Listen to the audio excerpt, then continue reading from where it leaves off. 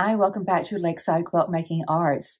If you'll recall, yesterday's video was missing an important clip because the first two clips are about, hey, I'm about to show you something, and then that clip that I thought I had created was not there. So we're going to recreate it. Well, some version of it anyway. What I was about to show you was a pattern that came out of this book that I had gotten from my son-in-law's grandmother.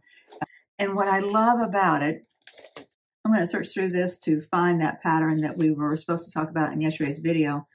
But while I was flipping through it, I realized what this book was, and that's what I tried to talk about yesterday, but I think I was too flabbergasted by the heart that has gone into this book. I believe this is like the woman's legacy book.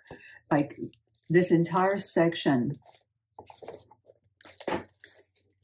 I just think we should all do something similar. Think that she was creating her legacy of quilting, putting her knowledge about the basics of quilt making into this book. And in the front is this lovely, document that's beautifully written, nice details. And I need to read it, because I learned that, where was it in here? Before washing, snip a 1/4-inch triangle off each corner. It helps prevent raveling. I didn't know that. Do you know that? So I'm sure there's other little gems in here. While I was looking for that pattern, I just wanted to restate why I'm so enamored by this book, because it represents someone's attempt from the past, who's no longer here, is her attempt to reach a future generation.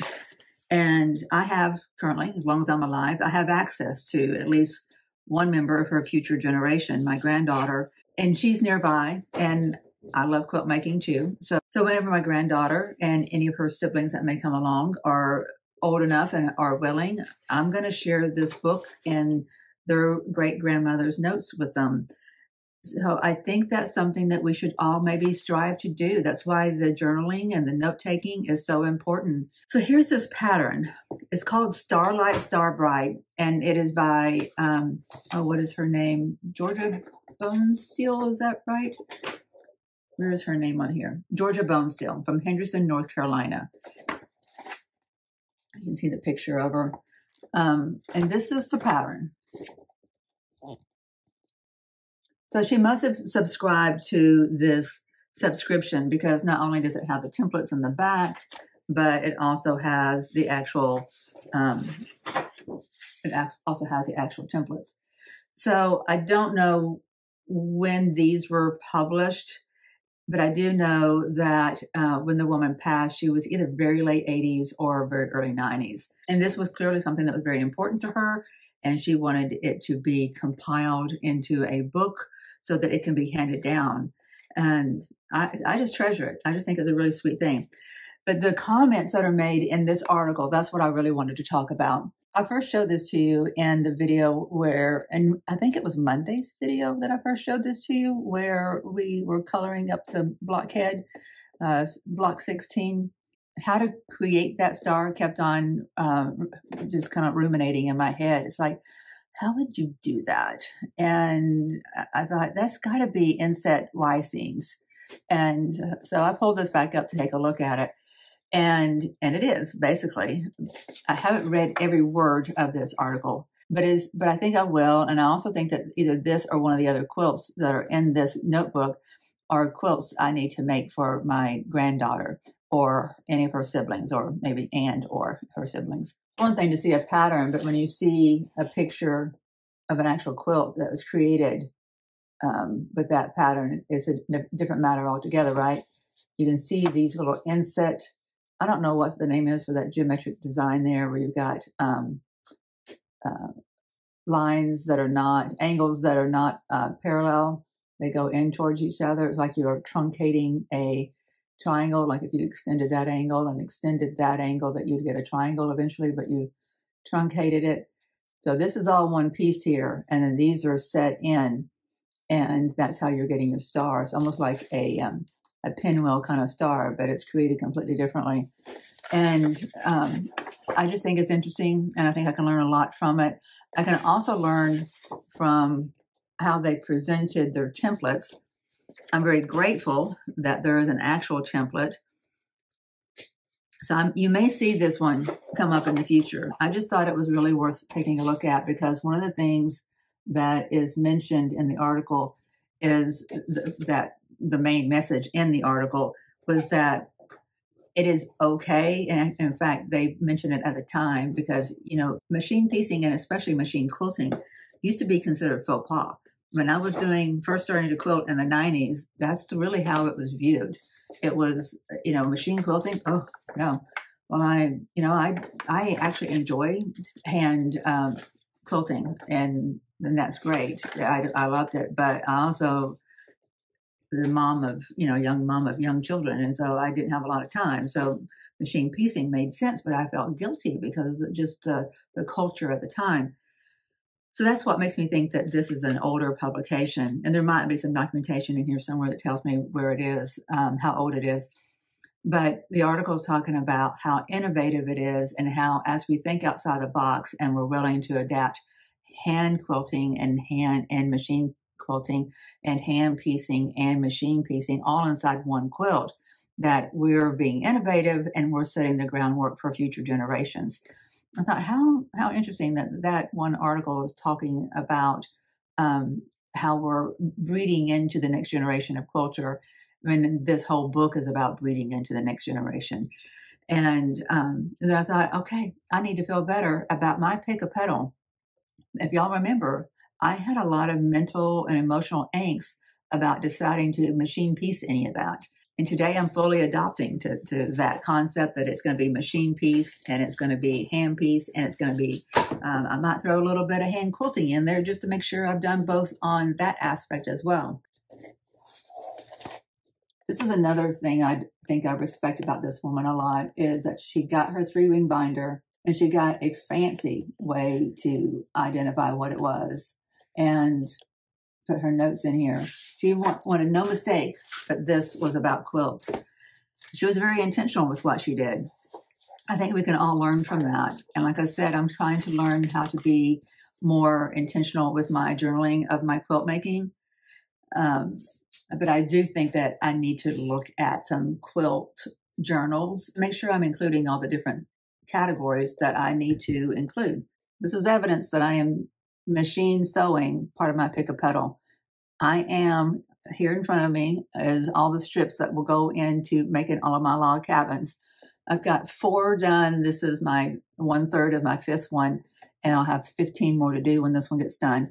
So as I'm sewing on our blockheads today, every time I want to push something through the needle and take it to the pressing mat, I'll do a row on this. Also for one more of the little Shoofly blocks, because I have that laid out here in front of me, I'll be sewing on that to help push both of them through. So 3 different projects going through the machine while I work on this.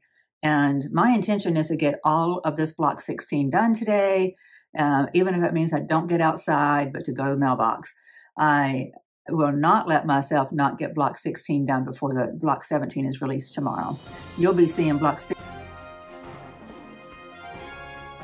done on the same day that Moda is releasing block 17. But sometimes it's just the way the cookie crumbles. And I feel good about what I did yesterday. I went outside, I was in the sunshine, played around in the dirt. I got one of my gardenias in the ground, kind of edged up the area that will be a new flower bed. I just need to get some mulch down and I will be good to go in that one spot. And I got one more gardenia to do.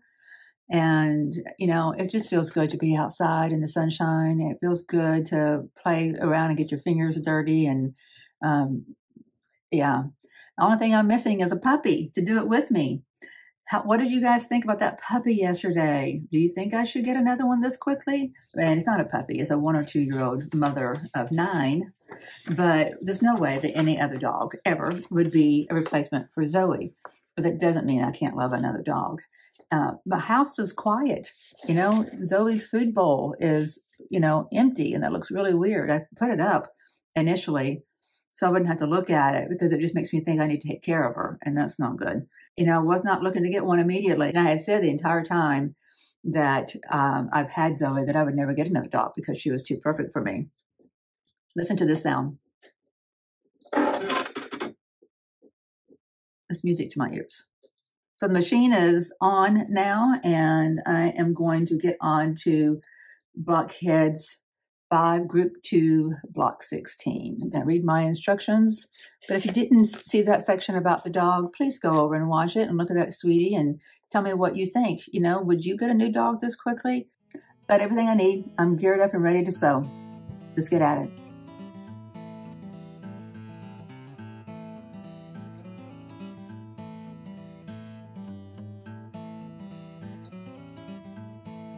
These are my A squares. They need a diagonal line. So I want to make sure that I go from one point to the other, not over it. I got to leave room for my pencil lead.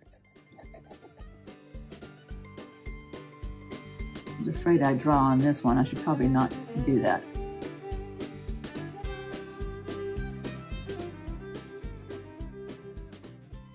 My A squares go on top of my B square. You've seen this before. This is the really clean, neat, efficient way to make flying geese. That's what I like about it, is that it's very efficient. There's very little waste this way. Even though you're upscaling the measurement a little bit, you have less waste than you have on the turn and flip kind.